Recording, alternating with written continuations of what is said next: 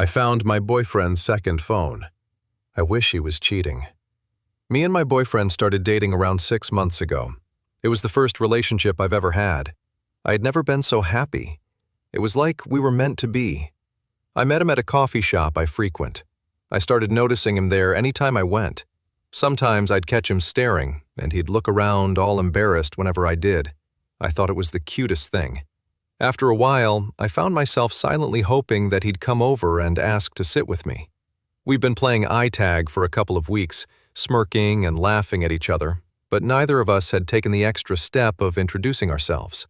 When he finally did, I felt butterflies start flapping around in my stomach like never before. His smoldering blue eyes, that curly black hair, and his cute little freckles. I'm not afraid to admit that I was smitten. Our relationship grew from there. We were seeing each other every weekend, catching movies, having dinner, playing some mini golf.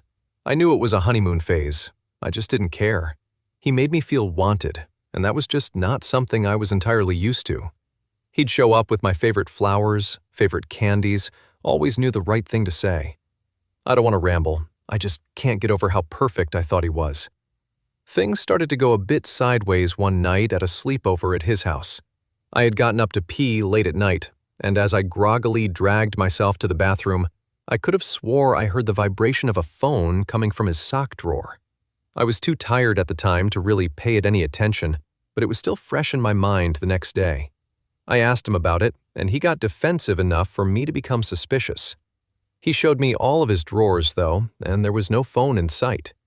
That kind of subsided my suspicion a bit. A few weeks went by without issue. We never argued. He made me feel like the only girl in the world. Then we had another sleepover. Yet again, after he was fast asleep, the vibrations of a cell phone came echoing, this time from his closet. This time around, I was awake enough to actually investigate, but once I did, I immediately regretted it. Hidden within an old shoebox that was buried beneath a stack of blankets, I found it. A second cell phone. The screen was lit up with "storage full" notifications, but what caught my attention was the wallpaper. It was me, asleep in bed. I wasn't even the wallpaper on his actual phone. Seeing myself like this only made my mind race more. I couldn't help myself.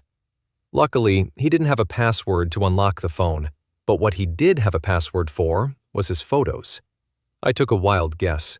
That's why I think it was fate that I made this discovery. I put in my birthday, and the Photos app unlocked. My jaw dropped, and my heart sank. There were hundreds, if not thousands, of pictures,